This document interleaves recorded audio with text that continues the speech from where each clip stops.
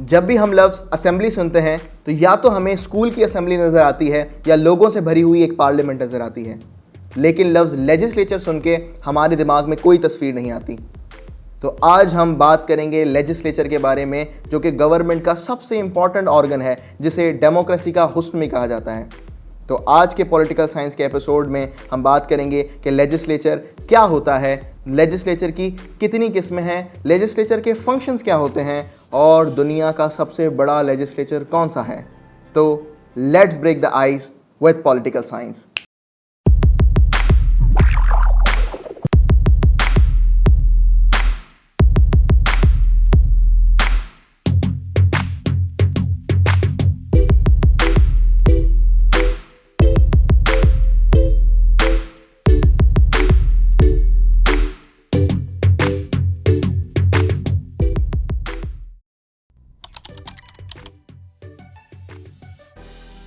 Democracy में power किसके पास होती है? क्या पावर आवाम के पास होती है या लीडर के पास होती है? डेमोक्रेसी के अंदर पावर होती है लॉ के पास। डेमोक्रेसी में रूल ऑफ लॉ होता है, लॉ की हुकूमत होती है कानून की। तो लॉ जो इतना ताकतवर है, उसे कौन बनाता है? कानून को बनाने वाला गवर्नमेंट का ऑर्गन लेजिस्लेचर कहलाता है। लेजिस्लेचर एक ऐसे लोगों का मजमुआ होता है जिनका काम है कि वो कानून बनाएं मुल्क के लिए। पाकिस्तान में नेशनल असेंबली और सेनेट पाकिस्तान का लेजिस्लेचर कहलाता है। पाकिस्तान के अंदर लफ्ज़ असेंबली या पार्लियामेंट बहुत ही ज़्यादा इस्तेमाल किए जाते हैं लेजिस्लेचर के लिए, लेकिन अमेरिका में या यूके में या चाइना में लफ्ज़ कांग्रेस बहुत ज़्यादा मकबूल है। लेजिस्लेचर के लिए और भी लफ्ज़ इस्तेमाल होते हैं, जैसे कि डाइट, द्यूमा या फिर फ्रेंच वर्ड स्टेट। ये सारे के सारे लफ्ज़ एक ही इदारे के लिए हैं, जिस इदारे का काम है मुल्क के लिए कानून बनाना, जो कि सबसे अहम काम होता है एक डेमोक्रेसी के अंदर। लेजिस्लेचर की हिस्ट्री पे अगर हम बात करें तो मेसोपोटामिया, जो दुनिया की सबसे कदीम तहजीब है, वहाँ पर भी एक काउंसिल हुआ करती थी जिसका काम होता था बादशाह को मशवरे देना। हालांकि वो एक लेजिस्लेचर नहीं था, लेकिन लेजिस्लेचर की शुरुआत यहीं से होती है। उसके बाद इंडिया के अंदर भी इसी तरीके की काउंसिल मौजूद थी। ग्रीस के अंदर, ग्रीस की सबसे मशहूर सिटी स्टेट एथेंस के अंदर एथेनियन असेंबली का कायम होना। उसके बाद रोमन एम्पायर के अंदर रोमन सेनेट, और उसके बाद इस्लामिक सिस्टम के अंदर इस्लामिक शूरा का कंसेप्ट। ये सब वो स्टेप्स थे जिन्होंने आज के मॉडर्न लेजिस्लेचर की बुनियाद रखी। लेजिस्लेचर की दो किस्में होती हैं, यूनिकैमरल लेजिस्लेचर और bicameral legislature. Unicameral legislature का मतलब होता है ऐसा लेजिस्लेचर जिसके अंदर एक हाउस या एक चैम्बर हो, और बाय कैमरल लेजिस्लेचर का मतलब होता है जिसमें दो हाउसेस या फिर दो चैम्बर्स अवेलेबल हों। सबसे पहले हम बात करते हैं यूनिकैमरल लेजिस्लेचर की, जिसके अंदर एक हाउस होता है। इसका मतलब सारे के सारे मेंबर एक ही चैम्बर में या एक ही हाउस में बैठकर मुल्क के लिए कानून तैयार करते हैं, मुल्क के लिए लेजिस्लेशन करते हैं। उसके अंदर ज़्यादातर इलेक्टेड नुमाइंदे होते हैं जिनको आवाम सेलेक्ट करती है। इसको और आसानी से समझें कि वही सवाल दोहराते हैं कि मुल्क में आवाम ज़्यादा ताकतवर है या हुक्मरान ताकतवर है। तो जवाब है कानून ताकतवर है। तो कानून किसने बनाया? लेजिस्लेचर ने। तो सवाल पैदा होता है कि इस लेजिस्लेचर को किसने बनाया? लेजिस्लेचर को बनाया आवाम ने। तो आवाम वोट देती है अपने नुमाइंदों को, जो लेजिस्लेचर में आके बैठ जाते हैं और मुल्क के लिए कानून बनाते हैं। यूनिकैमरल सिस्टम के अंदर तमाम मुल्क के नुमाइंदे एक ही हाउस में बैठते हैं और मुल्क का कानून बना रहे होते हैं। दुनिया के 60% मुल्कों के पास यूनिकैमरल लेजिस्लेचर है, जैसे कि China, Bangladesh, Iran, Sri Lanka, Israel. ये सारे यूनिकैमरल लेजिस्लेचर रखते हैं। इसका मतलब है कि वहाँ पर एक ही असेंबली में कानून बन जाता है। बाई कैमरल लेजिस्लेचर में दो चैम्बर्स होते हैं, एक लोअर हाउस कहलाता है और दूसरा अपर हाउस। पाकिस्तान का लोअर हाउस नेशनल असेंबली है और अपर हाउस सेनेट है। यूएसए में house of representatives lower house है और सेनेट उनका अपर हाउस है। इसी तरीके से हाउस ऑफ लॉर्ड्स और हाउस ऑफ कॉमन्स यूके में, कनाडा के अंदर, नेपाल में, रशिया में, ये भी सारे बाई कैमरल लेजिस्लेचर्स की ही मिसालें हैं। बाई कैमरल लेजिस्लेचर दुनिया के 40% कंट्रीज़ के अंदर है।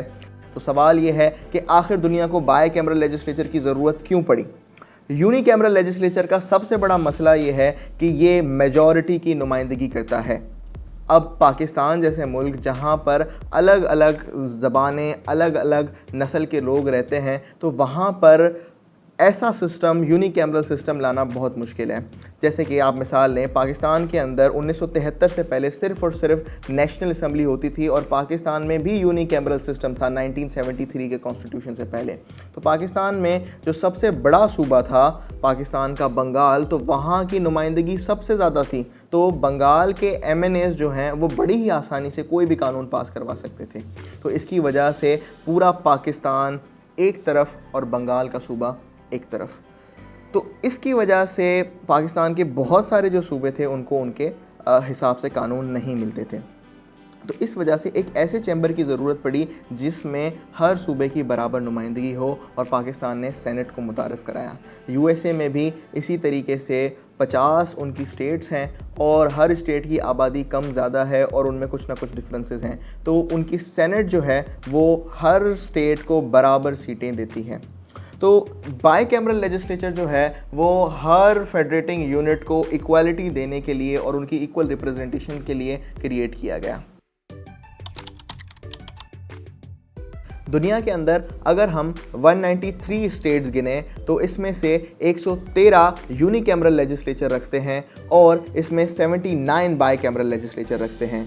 तो इसके मुताबिक दुनिया के अंदर इस वक्त 272 चैम्बर्स हैं और 46,000 मेंबर्स हैं उसके, जो सारे के सारे मिलकर दुनिया भर में कानून बना रहे हैं और ग्लोबल लीगल सिस्टम की डेवलपमेंट में अपना हिस्सा डाल रहे हैं।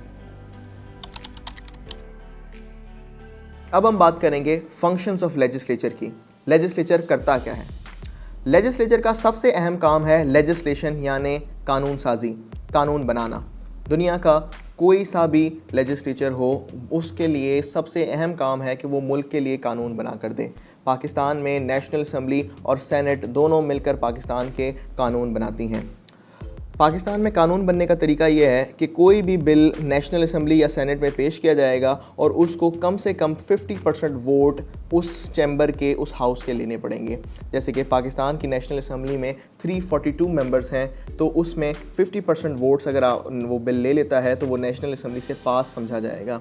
फिर वो सेनेट में जाएगा। पाकिस्तानी सेनेट में 104 मेंबर्स हैं, तो उसमें 52 मेंबर्स अगर वोट दे देते हैं किसी भी बिल को, तो वो बिल पास समझा जाएगा और वो लॉ बन जाएगा। लेजिस्लेचर का दूसरा इंपॉर्टेंट फंक्शन होता है amendment in the constitution. Constitution जो कि supreme law of the land होता है, उसमें तब्दीली करना भी लेजिस्लेचर का ही काम होता है।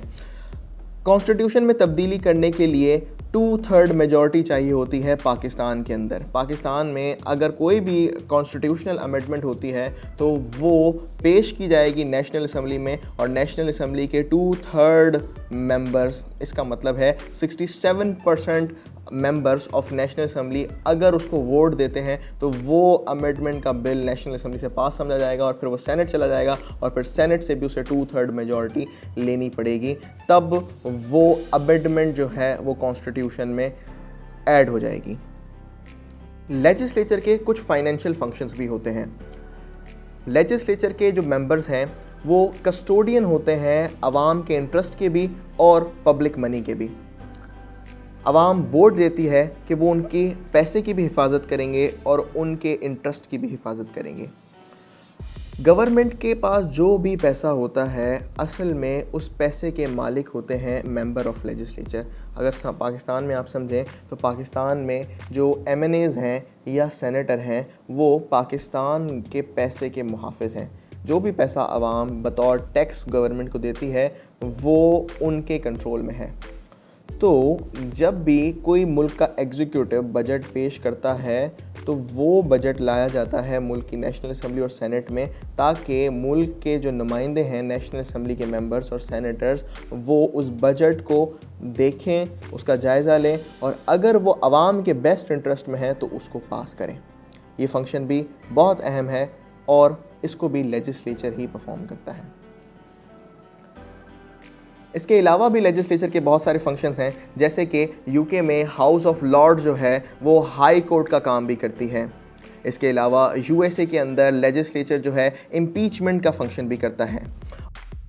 क्या आपको पता है कि अगर यूएसए के अंदर प्रेसिडेंशियल इलेक्शन टाई हो जाए, इसका मतलब दोनों प्रेसिडेंशियल कैंडिडेट्स को इक्वल वोट मिल जाएं, जो कि बिल्कुल पॉसिबल है, तो अमेरिका का प्रेसिडेंट कौन बनेगा, इसका फैसला भी अमेरिका का लेजिस्लेचर ही करेगा। जब मैं लफ्ज़ अमेरिका का लेजिस्लेचर बोल रहा हूँ तो समझ जाएं, क्योंकि अमेरिका में बाई कैमरल लेजिस्लेचर है, तो अमेरिका के बाई कैमरल लेजिस्लेचर में उसकी सेनेट और हाउस ऑफ रिप्रेजेंटेटिव्स दोनों आते हैं। तो ऐसी सिचुएशन में अमेरिका के हाउस ऑफ रिप्रेजेंटेटिव्स जो हैं वो वोट करेंगे अमेरिकन प्रेसिडेंट के लिए, और जिसको भी मेजॉरिटी के वोट्स मिल जाते हैं वो अमेरिका का प्रेसिडेंट बन जाएगा। अमेरिकन लेजिस्लेचर का एक यूनिक फंक्शन ये भी है कि वो किसी भी अपने हायर गवर्नमेंट ऑफिशियल को इम्पीच कर सकता है, ऑफिस से निकाल सकता है, इवन कि प्रेसिडेंट को भी ऑफिस से निकाला जा सकता है। तो अमेरिकन लेजिस्लेचर इतना ज़्यादा ताकतवर है कि वो टाई की सिचुएशन में प्रेसिडेंट बना भी सकता है और किसी क्राइसिस की सिचुएशन में अमेरिकन प्रेसिडेंट को हटा भी सकता है। लेजिस्लेचर की साइज़ डायरेक्टली प्रोपोर्शनल होती है किसी भी मुल्क की आबादी से। जितनी बड़ी मुल्क की आबादी होगी उतने ज़्यादा लेजिस्लेचर में मेंबर्स होंगे। दुनिया का सबसे बड़ा मुल्क चाइना है, इसी वजह से दुनिया का सबसे बड़ा लेजिस्लेचर भी चाइना के पास ही है। चाइना के लेजिस्लेचर में 2980 मेंबर्स हैं, जो कि उसको दुनिया का सबसे बड़ा लेजिस्लेचर बना देते हैं। इसी के इन्वर्सली जब हम देखते हैं होली सी में, जिसे हम वेटिकन सिटी भी कहते हैं, जो कि दुनिया का सबसे छोटा मुल्क है, उसके अंदर सिर्फ़ और सिर्फ उसका लेजिस्लेचर 7 लोगों पर मुश्तमिल है। तो लेजिस्लेचर की जो साइज़ है वो डायरेक्टली प्रोपोर्शनल होती है आबादी के साथ। तो आज हमने सीखा कि लेजिस्लेचर, जिसे हम आम लफ्ज़ों में असेंबली या पार्लियामेंट कहते हैं, वो क्या होता है, इसके कितने टाइप्स हैं और इसके क्या फंक्शंस होते हैं। लेकिन गवर्नमेंट के 2 और भी हिस्से होते हैं जो बहुत ही इम्पॉर्टेंट हैं। अगर आप जानना चाहते हैं कि एग्जीक्यूटिव क्या होता है और एग्जीक्यूटिव के क्या फंक्शंस होते हैं, तो हमारे साथ जुड़े रहें।